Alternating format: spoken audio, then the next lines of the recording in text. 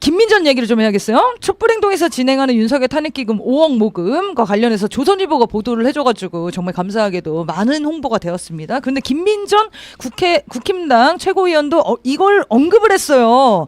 아, 많이 뿌려지나 봐. 곳곳에. 어떻게 소식을 받지? 촛불행동 회원인가?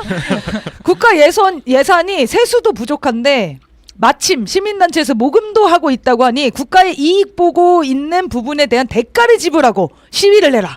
이런 발언을 했습니다. 시위를 앞으로 할 때는 거기에 소요된 비용을 우리가 내고 그 시위하는 단체가 내고 시위를 하라는 거예요. 자, 어떻게 생각하십니까? 자다가 봉창이 이런 말 아닌가 생각이 들고요. 네. 저희 그리고 솔직하게 생각을 해봤어요. 아, 우리 경찰이 꼭 몇 명이 필요할까? 최대한 저희 촛불행동도 탄력적으로 인력 운영을 하려고 하기 때문에 아, 그러면 정말 다 줄여야 된다. 몇 명 정도가 필요할까? 한 교통경찰 3명이면 될 것 같거든요. 자봉단이 다 안내하거든요. 그렇죠. 어차피 자봉단 분들이 다 하시기 때문에 나머지 경찰들은 다 대통령 보호하겠다고 시설 관리하겠다고 나오는 사람들이에요. 그 윤석열이 다 내면 됩니다. 그러면은. 맞습니다. 예. 아니 그리고 경찰이 지난주에 집회 방해하지 않았습니까? 네. 그걸로 인해서 교통체증 발생에 시민 불편 발생에 이런 것들이 오히려 사회적 비용을 증가시키는 거죠. 그래서 네.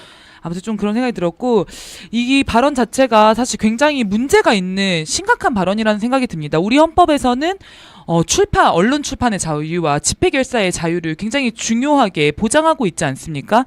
집회도 보면은 허가제가 아니라 신고제입니다. 본질적으로는. 물론 경찰이 그걸 악용을 해가지고 마치 허가를 안 내주는 것처럼 굴면서 집회 탄압을 하긴 하지만 헌법의 기본 정신은 이것을 최대치로 보장하는 정신을 가지고 있습니다. 그렇게 주장하는 자유민주주의의 핵심 아닙니까 그게. 그런데 이 네. 반헌법 세력인 거죠. 김민전이 주장하는 것은 그런 집회와 시위를 잘 원활히 진행되지 못하게 비용을 훨씬 많이 부담시키게 하는 방식으로 이걸 억압하려고 하는 거 아닙니까? 네. 김민전이야말로 반국가 세력, 반헌법 세력이라고 볼 수 있을 것 같습니다. 맞습니다.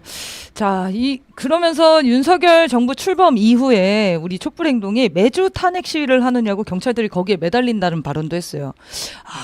저는 의심합니다. 매주 촛불을 보고 있구나 너.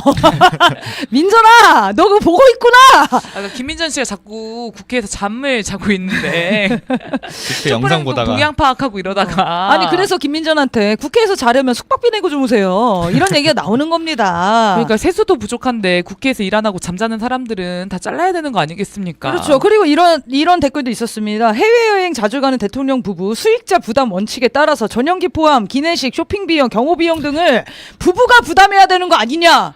맞지 맞습니다. 않습니까? 아니 어떤 이득을 얻어왔습니까? 지금 체코 원전도 난리 났잖아요. 그러니까요. 그래서 저는 이렇게 주장하고 싶어요. 돈은 누가 내야 되는가? 윤석열이 내야 돼요. 윤석열 때문에 시위하는 건데 윤석열이 멀쩡하게 정부 운영을 했으면 시위를 왜 합니까? 그 윤석열이 물어내야 되는 거 아니에요? 이런 생각도 들고, 네, 그리고 이런 반헌법적인 생각 때문에 이태원 참사가 벌어지는 겁니다.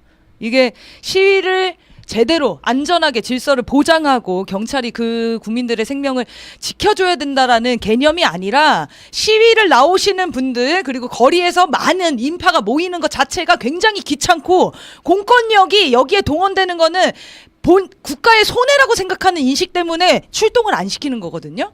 그래서 이태원 참사가 일어난 거예요. 정말 문제 있는 발언이고 제가 볼 땐 이거는 국회 제명당해야 되는 정도의 발언이에요. 맞습니다. 네, 더 보도 좀 해주시고요.